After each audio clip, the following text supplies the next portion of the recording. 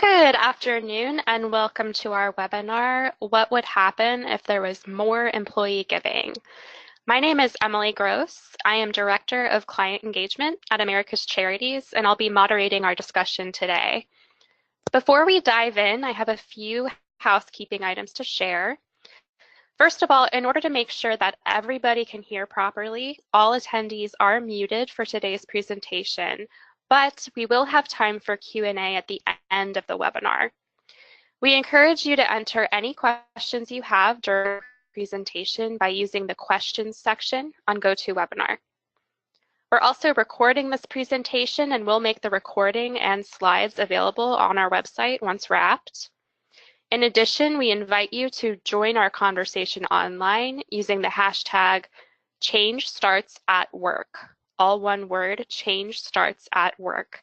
You'll also see that hashtag on the bottom right-hand side of each slide as we go through our PowerPoint today.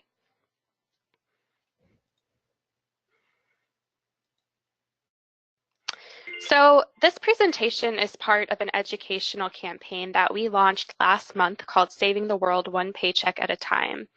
We encourage you to check out the landing page for this campaign on our website, which has previous webinar recordings, best practices, and other resources. It can be found at www.charities.org/changestartsatwork. And what we're trying to do here is emphasize a really important point that affects all of us in philanthropy, that employee giving, or it's also called workplace giving, is an incredibly vital mechanism for social impact. Employee giving or workplace giving allows individuals to donate to nonprofits through a charitable campaign that's actually run by their employer, so they give it work. And a traditional workplace giving program allows for payroll deduction, meaning employees donate a little bit at a time with each paycheck, with the aim to pledge a certain amount over the course of a year. More recently, employee giving has come to encompass one-time gifts like credit card gifts through PayPal, e-check, and also donations of paid time off or PTO. Plus, some employee giving campaigns now include volunteering. Overall, employee giving generates about $5 billion for nonprofits each year, and it's increased overall by about $1 billion over the last decade. So this really packs a punch for improving our world for the better. With each installment in our webinar interview series, we are seeking answers to the following questions from our guest speakers, all of whom are key stakeholders in this industry. The first of which is, what would happen if employee giving didn't exist? What real-world difference does it make? Why is payroll deduction more impactful than other giving methods? What changes have there been to workplace giving and how is it evolving? How can we amplify the discussion to make more people aware of workplace giving's potential? And how do we communicate the impact? Finally, how does employee giving help all stakeholders, employers, nonprofits, and individual donors achieve greater social impact? Today we'll be speaking with Susan O'Brien, campaign manager of the New Jersey Employees Charitable Campaign, or NJECC, which is the giving campaign for public sector employees in the state of New Jersey. Now this includes employees of state agencies, universities, county government, municipalities, and school districts.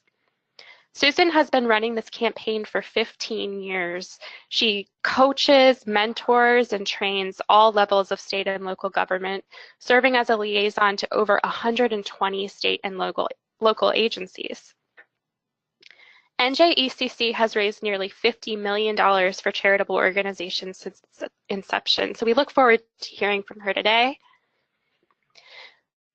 Interviewing Susan today is Robin Neal, our Vice President of Client Engagement at America's Charities. Robin has been a valued member of our team since 2001 and is responsible for managing both our nonprofit and employer relationships, helping us raise more money for nonprofits. And I am Emily Gross. I'll be moderating today's discussion. So without further ado, I'd like to go ahead and hand it over to Robin. Thanks so much, Emily. Good afternoon, everyone, and thank you for joining us this afternoon. You know, as Emily noted, America's Charities and this initiative bring awareness to the value of workplace giving programs, and really a dialogue that we believe is long overdue. The team here has been concerned that there have been some misperceptions and some negative speculation in light of some recent coverage that claimed workplace giving is no longer viable. This is not the case. As Emily noted, workplace giving programs generate $5 billion a year for nonprofits, and this figure is increasing year by year. This number in itself speaks volumes about the importance of workplace giving for nonprofits and the impact it has for those they serve. Workplace giving is powerful and thriving. So we're asking ourselves, so where is the source of this confusion? And it seems that the source would be confusing the decline of traditional models of workplace giving with the decline of workplace giving itself. Workplace giving is not going away, it's evolving. The workplace giving programs of today are not those of 30 years ago, and that's a good thing. The years have seen the abandoning of traditional limited giving and the acceleration of choice in giving programs, as well as advances in technology designed to facilitate giving. We are so pleased to have Susan O'Brien here with us today. As Emily noted, she's the campaign manager for the New Jersey Employees Charitable Campaign, New Jersey's workplace giving program, which has raised nearly $50 million since its inception in 1985. America's Charities is proud to partner with the NJCC and Susan by providing support, technology, and funds management services to the program. So Susan, thank you so much for being here today. Are you ready to begin? I certainly am. Thank you, Robin. Awesome. So I'm going to start with the first question. So Susan, what would happen if employee giving programs didn't exist? Robin, when thinking about this question, I looked at it from 4 perspectives: employees, employers, charities, and communities. The NJECC, as you said, was created by New Jersey statute in 1985 and is the only way to solicit public employees in New Jersey.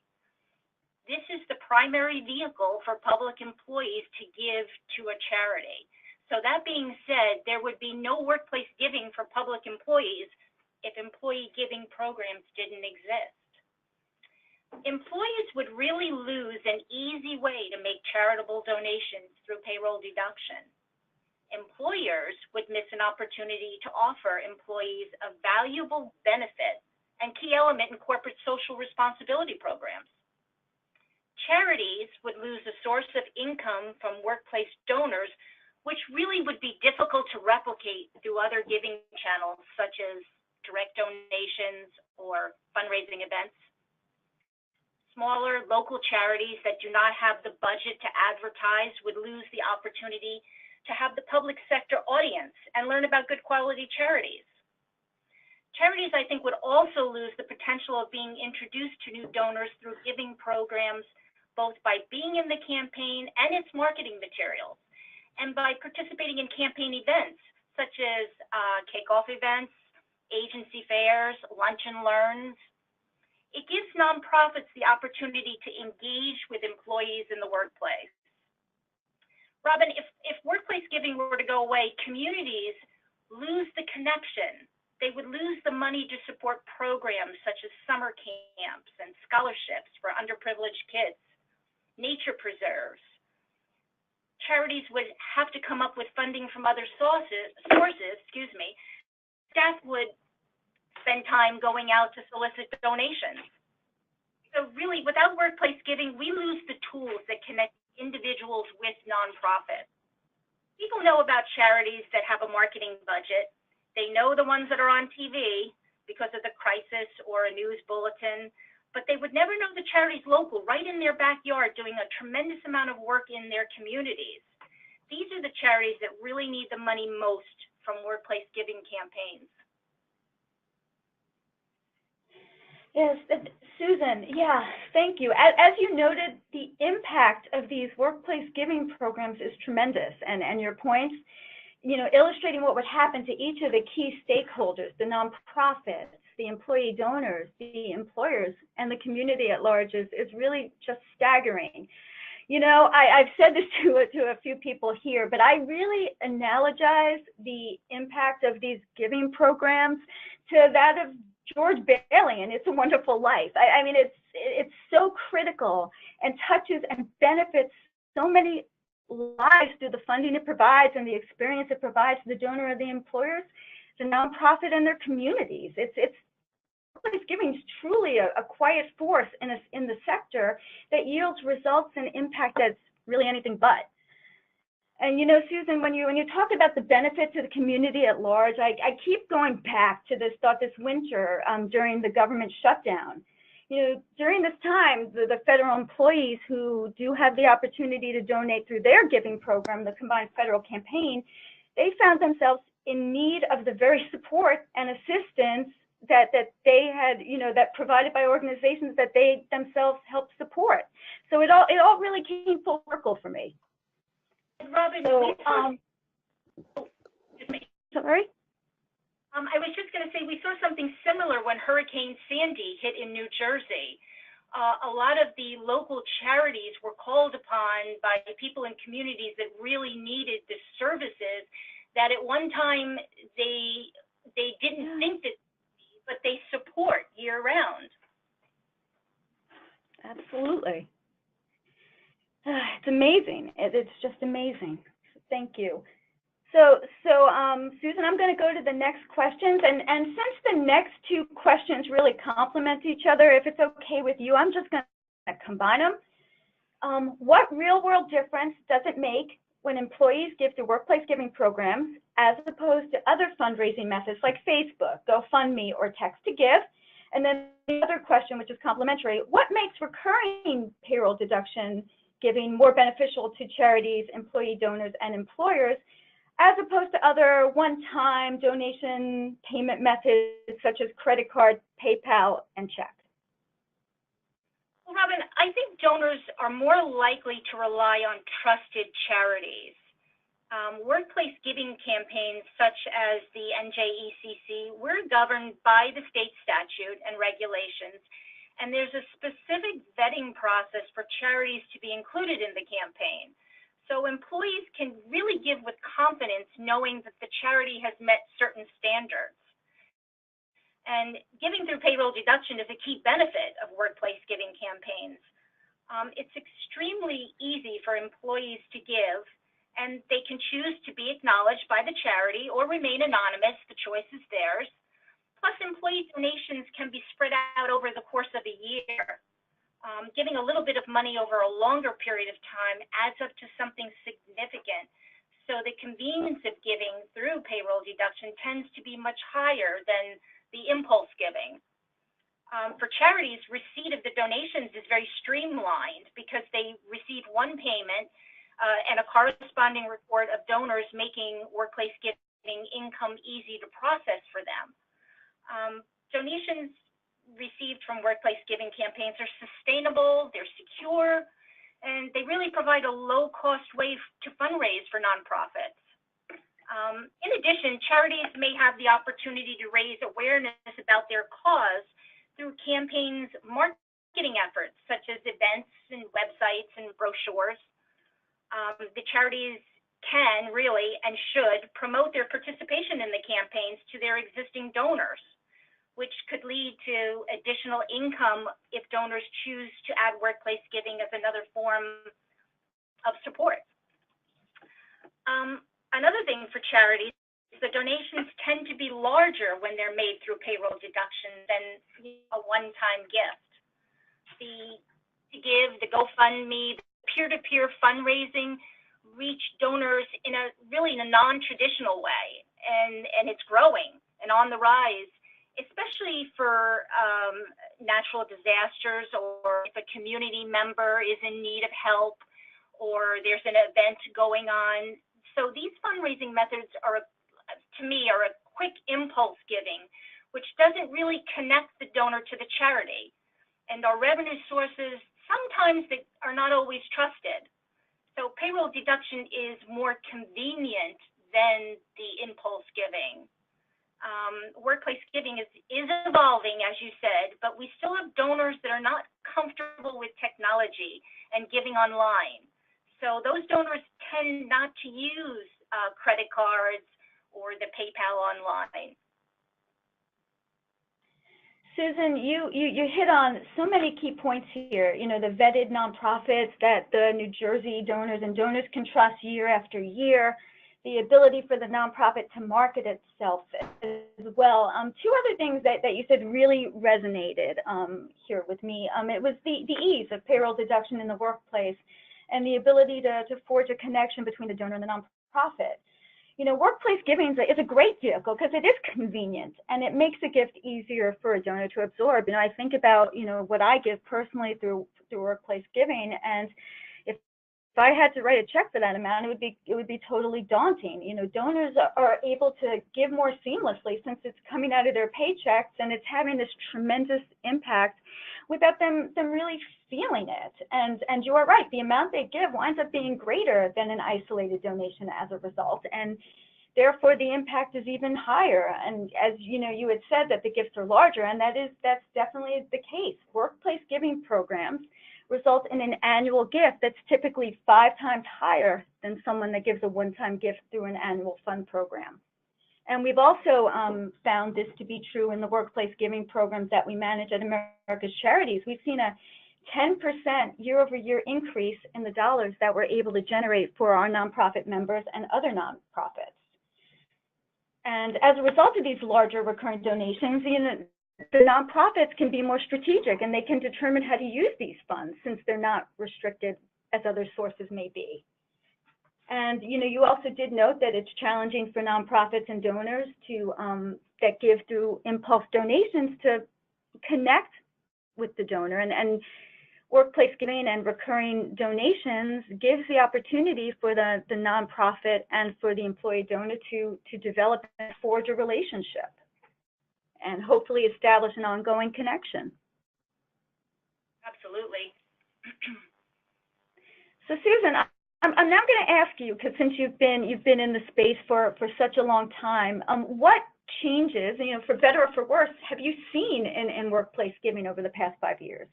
What do you see coming in the next few years, and how do you think it will evolve?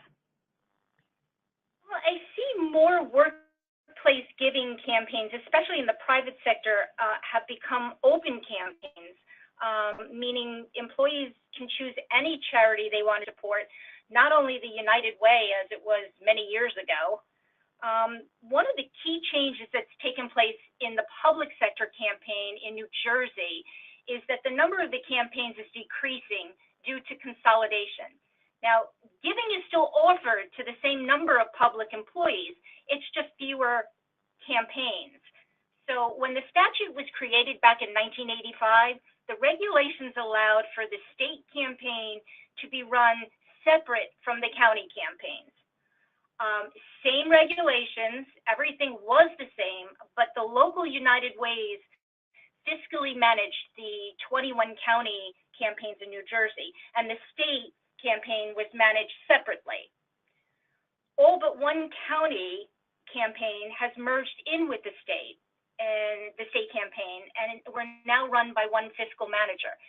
So it has consolidated, but it's the same number of employees that have the ability to participate in the campaign. So, and a lot of workplace giving campaigns have embraced online technology, which has made the campaigns easier to process for employers since there's less paper platforms to collect and reporting is more streamlined. Payroll departments now can upload the online giving pledges directly into their payroll platform, and they don't have to sit and manually enter them in any longer. Where we've seen a dramatic drop in employee giving, I believe, is in the campaigns that have gone strictly to web-based giving platforms. There's no longer an opportunity for employers to meet the charities. The human touch, personal, goes away when these campaigns go strictly to web-based technology and giving platforms. Donors are rallying around causes, the emergence of social networking, peer-to-peer fundraising. Donors in the workforce do not want to give to a charity without being engaged. Charities are going into workplaces and doing blood pressure screenings and educational talks and on-site volunteer events, such as like filling backpacks for kids. Engaging donors gives the charities an opportunity to tell their story, get in front of the donor. Charities today have to make a connection to today's donor. So while technology makes the experience better, it's not the whole picture. It's not the core of what makes the program a success. The ability to offer giving online does not negate the benefit of a personalized story, which makes it real for the donors. It's highlighting why their gift helps. When technology is implemented as the sole vehicle to give, there's no connection to the charities. You know, Susan, that is spot on. You know, technology is an important element for sure, but you know, a program just cannot thrive without the human element. A good technology platform can make the giving process less, but you know, as you noted, it's about connection, it's connecting. Good technology helps, but you know, that's not the end of the story. You know, you've noted where workplace givings tend to fail. It's those that rely solely on technology and do away with the human element completely. And a case in point, that was the case with a workplace giving program that relied solely on technology and not any other best practices to engage donors. You also spoke of greater choice in terms of the types of nonprofits the donors able to support. Choice is key to engaging employee donors. There are currently about 1,000 nonprofits that benefit from the New Jersey ECC. And, you know, as our research indicates, more than 3/4 of employees surveyed as part of our Snapshot 2017 research, the ability to choose at the causes that they care about is critical to a positive donation experience. So, you know, Susan, you talked about, you know, your own personal experiences in New Jersey and the consolidation of the local county campaigns into the state program. And I want to touch a little bit more on that. Can you talk and answer how it impacted your efforts? You know, because it's all about engaging. It's all about telling the story and bringing awareness to donors about the program. So how does one, Sue Bryan, facilitate and grow engagement in a large state like New Jersey? That is yeah. I really approach it, I think, with the mindset that the volunteers are investments, and by contributing their time and their talents to the campaign, they make the campaign sustainable. So it's important for me to take the time to get to know my volunteers, develop a trust and a relationship with them. I can provide them with the tools to be successful and engage them to use the tools, but the relationship that you develop really helps them to use the tools and to help them succeed. Because if they don't feel that if they feel that I'm not helping them, then why would they want to take on this added responsibility to manage the campaign within their business unit? And, you know, we had 7 counties merge into the campaign over the course of the last 2 years. And we knew that some of the business units we would not be able to keep or would not stay on with the change. They took it as an opportunity to say, well, you know, there's this change, we don't want to participate anymore. And I think by engaging and talking to them and having meetings with them and saying to them, you know, give it 1 year to work with me. Let's work together 1 year and then make a decision whether or not you want to leave the campaign. Because I was hoping that with my ability to develop a relationship with them and provide them with tools to be successful, that they would want to stay on. And that's how I approached it. That's wonderful. And I also have a follow-up question. How many volunteers do you currently have working with you? Well, there's approximately about 165, and then some of those have teams within. That's just the immediate coordinator that works with me, and then we work with their teams. So there's even more included. But right now there's approximately 165. 165, and you to hopefully and to work to engage about 135,000 employees across the state. That sounds huge when you say it that way, Robin. But well, it's wonderful. I mean, this is that's amazing, and you are a force, and it's all about getting out there and telling the story. So, okay, so I think we're going to move on to the next question now. So in your opinion, Susan, how can we as a sector best showcase workplace giving to the public so it's valued as the vital mechanism of social impact that it is? Workplace giving is a valuable employee engagement and corporate social responsibility tool and should be marketed as a key employee benefit. You don't have to give. This is a benefit to employees. You want to work here. This is an easy way to support your favorite charities, but you aren't forced to do so. It's an option. And when you position it as an opportunity along with health benefits, retirement benefits, it's a value for the employee. And I really think that HR and benefits people have the opportunity to tell employees about benefits, including the workplace giving campaign. We have business units that run campaigns in the NJECC that have benefits fairs, and they ask the NJECC to participate in these benefit fairs, to have a table. They even ask us to invite some of the charities that participate in the campaign. So I think that that's a wonderful partnership. You'll find employees want to work for a place that has corporate responsibility and connects with causes that are sustainable and do good work. They care about that. So the HR and the benefits people are the key here to communicate that it's beneficial and include it in with their orientation to new hires. Positive workplace results can be shared, highlighting key points about dollars raised and what impact those dollars have for charities in the campaign, like the number of people served and the programs that are supported. Communicating to employees as part of our employee engagement. We have the workplace giving campaign that you can support through payroll deduction, which comes out of your paycheck instead of writing a check to your favorite charity. The challenge for the public sector campaign in New Jersey, the NJECC, is the timing, because unfortunately we can only solicit public employees between September and December.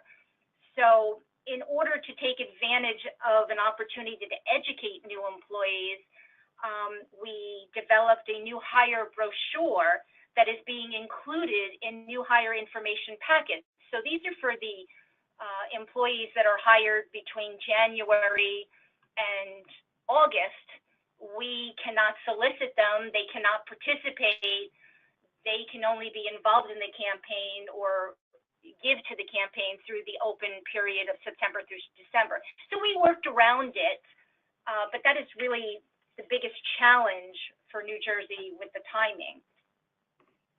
Yeah, and you know that's with public sector campaigns, they normally do run for a finite campaign period, and that is a challenge. But from everything you're doing, from working with the benefits department and the different departments to educate the campaign, to work to educate employees about the program, you're doing wonderful work. You're spreading the work. You're spreading the word. You're forging partnerships to make sure that every avenue is really addressed to give employees the opportunity to donate. And it's wonderful. I've seen firsthand what a force of nature you are when you're out there and you're telling the story. So, and that's great. And Susan, it's wonderful. And as you referenced, the benefit of these programs, and it's a means for employers to do good while meeting their responsibility goals, but it's also investing in the employees, which is critical, and showing how much they're valued.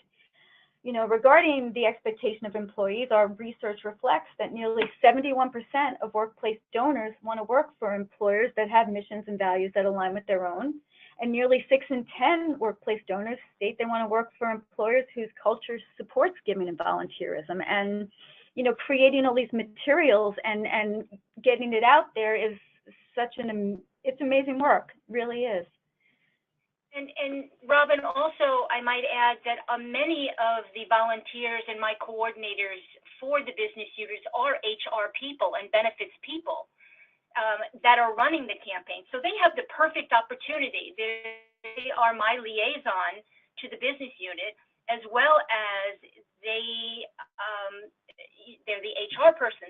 They have the opportunity to educate, especially the new employees coming in, as well as employees. That's fantastic. That's, you know, it's this definite best practices that are in play here with your program, Susan. And getting the volunteers and getting HR involved is key. So I think we're ready for the next question.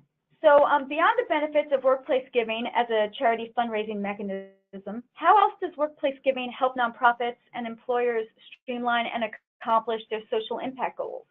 How does it benefit employee donors? Workplace campaigns provide charities with an opportunity to reach audiences and potential donors. The giving is an important tool for employers. Complete social responsibility programs that we just spoke about. Employers are looking for companies that offer the opportunity to do good work in the workplace as well as communities. And giving campaigns are easy to implement, and they can be used for employee engagement and talent recruitment efforts. For employees, workplace giving campaigns just provide an easy way to give to the charity or charities that are important to them. If using payroll deduction, a small amount taken from each paycheck, as we said, can result in a generous donation. Multiple nonprofits can be supported, and employees have the choice to remain anonymous if they so choose.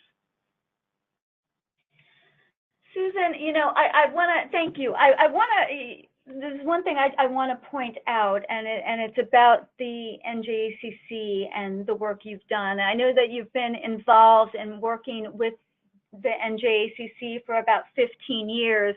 You had been away from the program for a bit and come back in 2015, and I want Susan to share with everyone the result of her efforts since they have yielded some pretty spectacular results. Can you share some more about that with me? Well, Robin, I'm really proud to say that the NJACC has seen a little over 26% increase in giving over the last 3 years. New Jersey just really wasn't evolving. The campaign was stuck, I think, in an old model, and it needed to catch up. So the campaign was moving in a direction of technology-based, and it was moving away from the human touch. The technology trap is convenient, but as I said earlier, while technology makes the experience better, it's just not the whole picture. I really believe that engaging with the volunteers and the donors through training programs and consistent communications, charity fairs, kickoff events, personal communications and relationships, it all promotes growth and a solid foundation. Educating the donors, developing partnerships. We have a partnership in New Jersey with the Credit Union of New Jersey, which is the state's credit union. And they support us as a partner. They attend our events. They underwrite a lot of the costs of our materials. Promoting the campaign with the marketing materials that have been developed, and working with upper management have all contributed to the growth in New Jersey. Also, the intentional human contact is critical to sustain workplace giving. We cannot be one-dimensional. It can't be either paper or electronic. It has to be a blend of both. Really, when you think saving the world one paycheck at a time, it really happens when there's good communication, open opportunity, and the blend of technology and human touch and best practices. really for engagement to exist.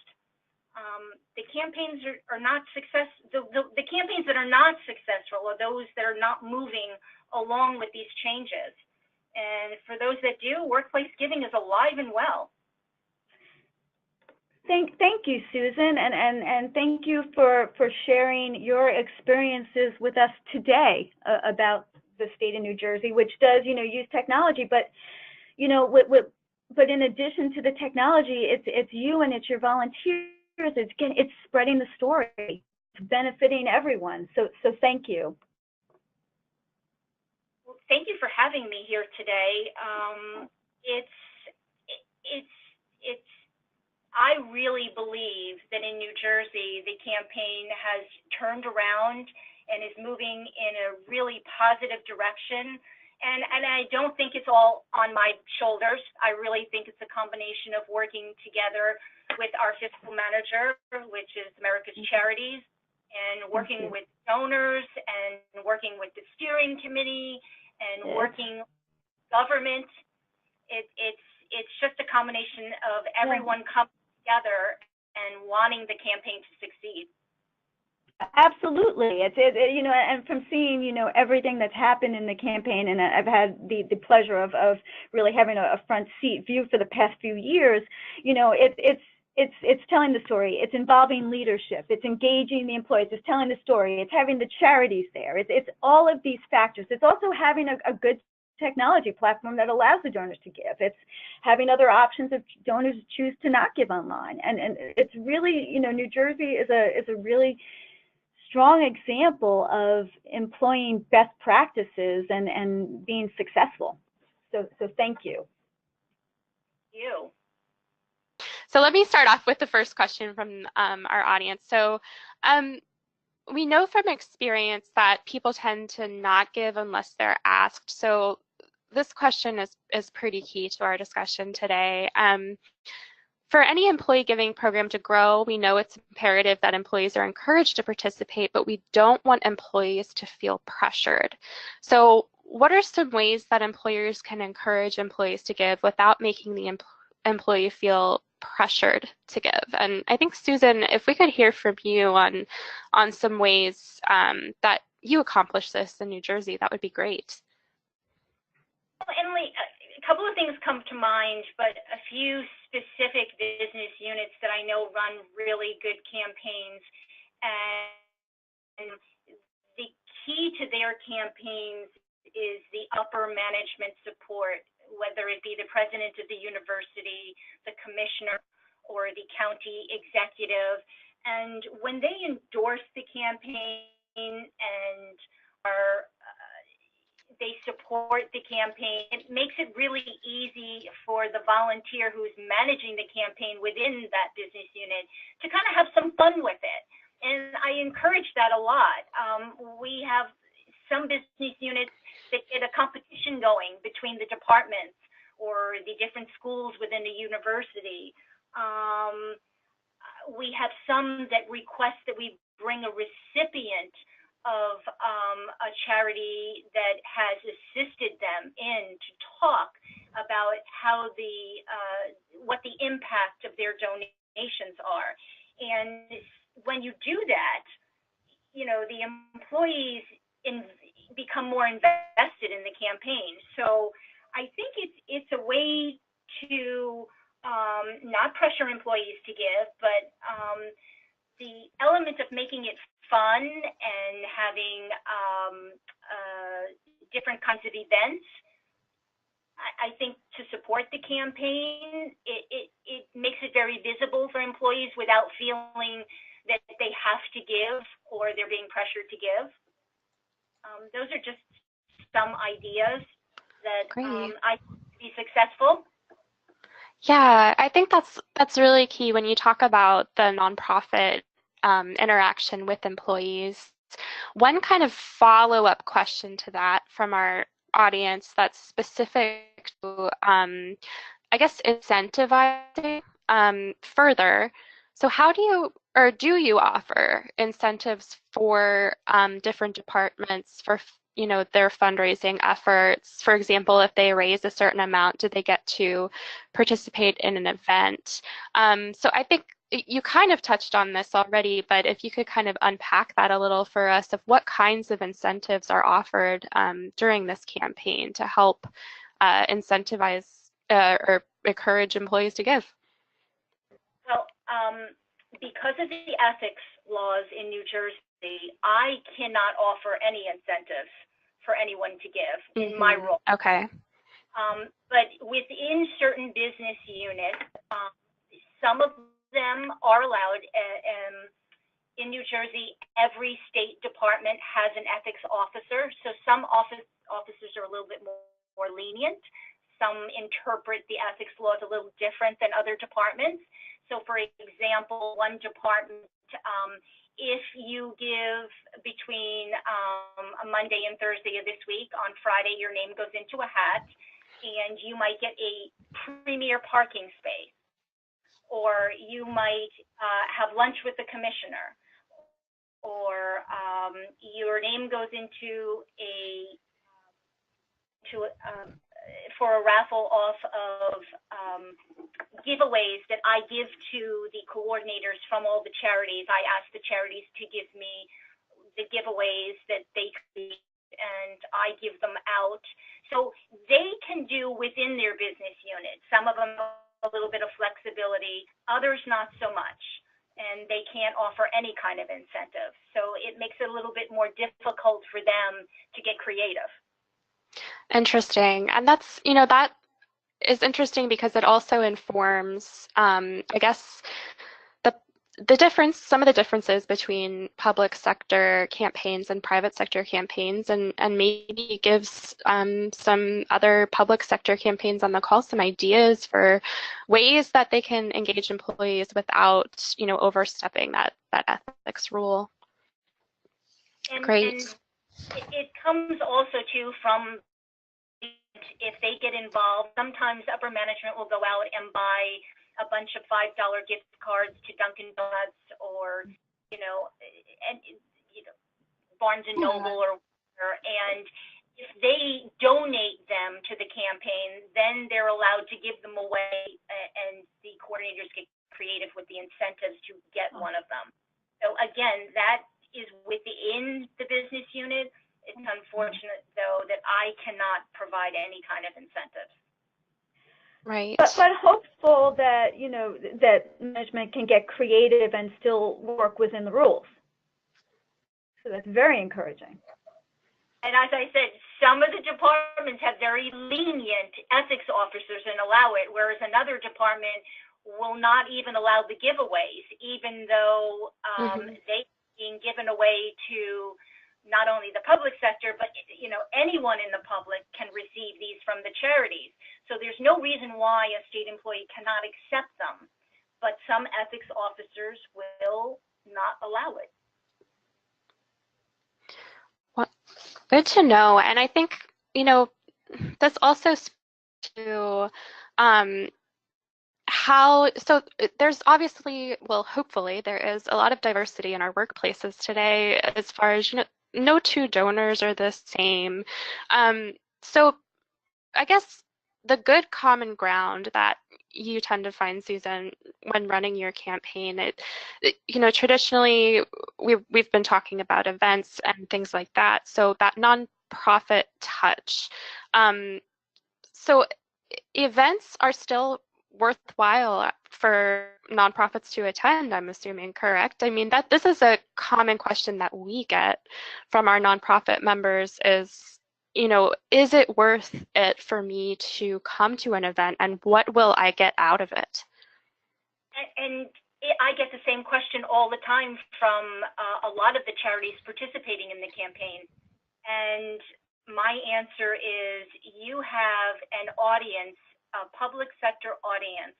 You have the ability to engage the donor, talk to the donor, educate the donor, tell the donor what your charity is doing.